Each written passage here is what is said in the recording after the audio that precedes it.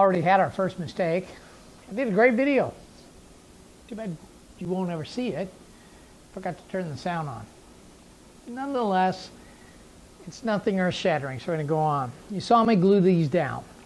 All I did is I simply took some plaster cloth, cut it into strips, laid it over top of it, and then used joining compound. So I like joining compound because it's already pre-mixed. I can simply smooth it out with my fingers. Using a spray bottle of water, I can get them to be quite smooth to the point that it's very, very efficient, and for me it's much more easier. I'm not saying you can't use plaster, can't use anything else, that's just what I use. Downside of joining plaster, can shrink and crack. That means I'll have to come back in and maybe touch up a few things out of it. What you didn't know, and what was kind of important, is I used plaster cloth because of the shrinkage that you experience in styrofoam over time, off-gassing and just change the temperature, maybe whatever it is, they do shrink. And by putting this hard shell over top of it, I don't experience that shrink. All I want is I want that to be the bones, and it's very convenient to carve. It gives me a three-dimensional look in which I could see what I'm looking at when I'm working with it. And that's all I'm doing. So then I come back in with the plaster cloth, smooth out any rigid lines I want to take and adjust. I'm going to do rock faced right here, but these I just kind of want to smooth them out so it's kind of a nice even heel. If I'm not happy with that, I can add more styrofoam, I can add more plaster cloth. Right from any point at this point in time, I can still add more and smooth that out. And I think that's what I'm going to do. I'll show you a little bit later on after it dries. It's not set yet. It's still kind of wet and too early to kind of touch. This being a river, I need to protect that styrofoam from the Envirotex or any of the other products that I would use, because it will eat away at that. So by putting in the plaster cloth and then putting in a smooth coat of the joining compound, it'll seal that off so that the Envirotex will not get to it and eat it. That's the other reason why I like this method. It works really well. Now, you do not have to pay an arm and a leg for plaster cloth. I know that Woodlet Scenics makes great plaster cloth, nothing against the product. It works fine, but it's expensive. I get this is called Creative Marks plaster cloth. It's, I buy it in rolls. I buy it by the case in rolls of 32. It's 4 inches by 180 inches. I can buy it in cases of two cases of 32 for about 120 bucks. And that works out to less than $1.90 a roll. So it's cheap. I did both of these projects here with one roll. Actually, not even one roll, because this is what I have left of it. And I have enough that I could have probably done another one of these. And I basically take a paintbrush. I like this method. I take and cut it dry. I lay it on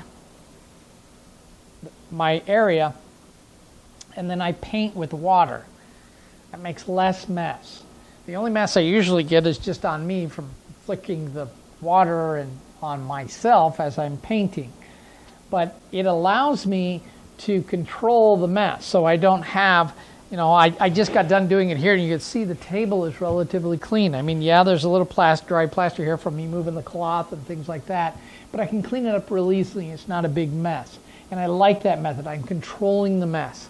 And plaster cloth, when you first start with it, it's slow to react. So you'll have to work it a little bit with the water until you start to get the reaction.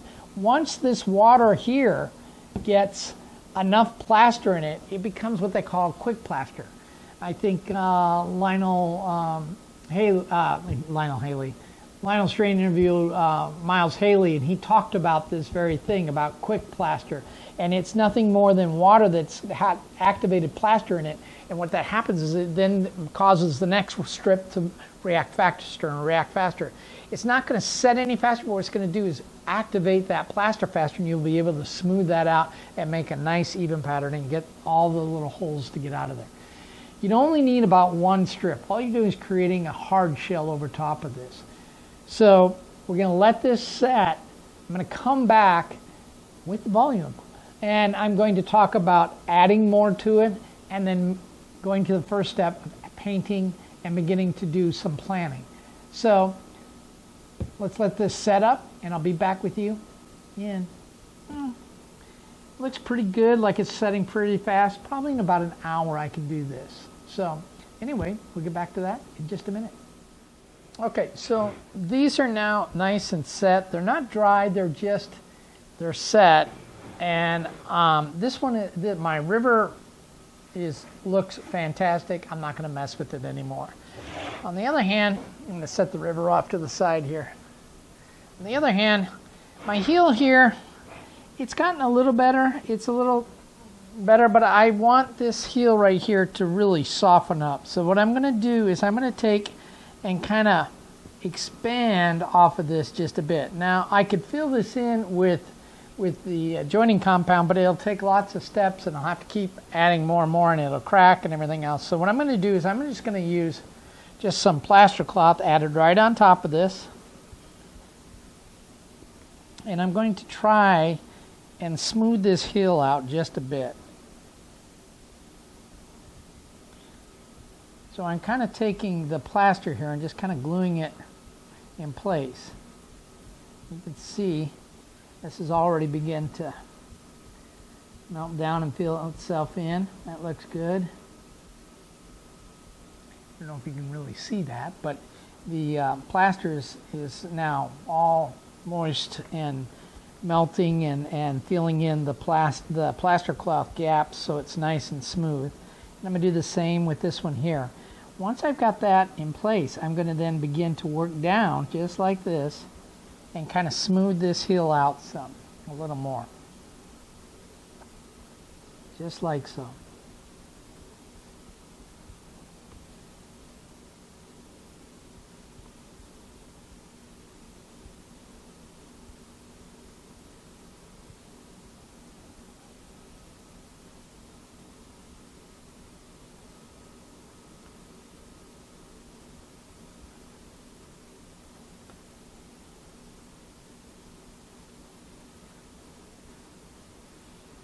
There we go. Now that heel is kind of smooth all the way down here. It's a nice smooth heel, no edges. And we'll just kind of just let that plaster soften, and as it softens, it'll begin to fill in. Just like so. There it goes. And now we're just going to, there. Now that heel has changed some. It's really hard because it's all light, but it's now smooth all the way down. It's a nice smooth heel, just like this side right here, and that'll all just dry. So the next step will be just, I'll actually take some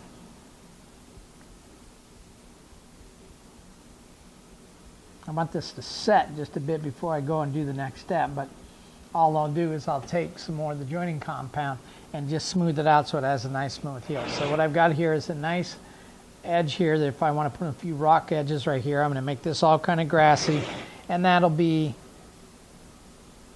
just my example for you folks. And that looks pretty good, actually.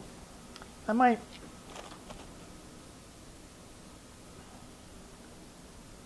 I think it's fine. I don't think I'm going to mess with it any more than that. We're just going to let it dry, and well, I can put on some joining compound here on the, kind of fill this in a bit. And again, the goal of this is to just kind of fill it in and make it kind of mash just a bit. And I just want a real thin layer here. I'm not trying to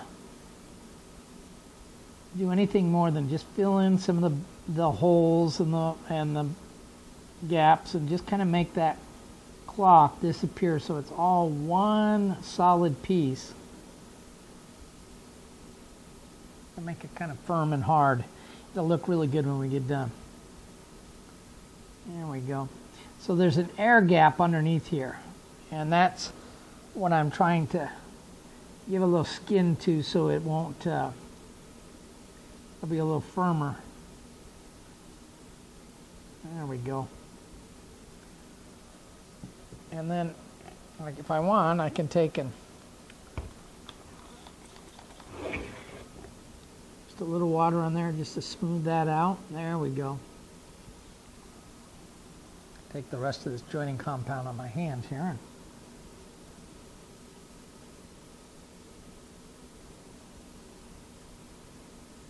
And there we go. Just like that. Making everything nice and smooth so it looks like it's just ground texture. And it doesn't have to be perfect because you're going to paint it and put ground foam and things like that. But we want it to be at least be fairly solid so it doesn't look like it's plaster cloth anymore. There we go. That looks fantastic.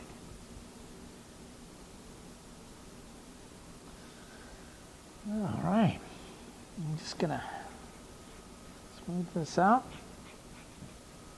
That's it.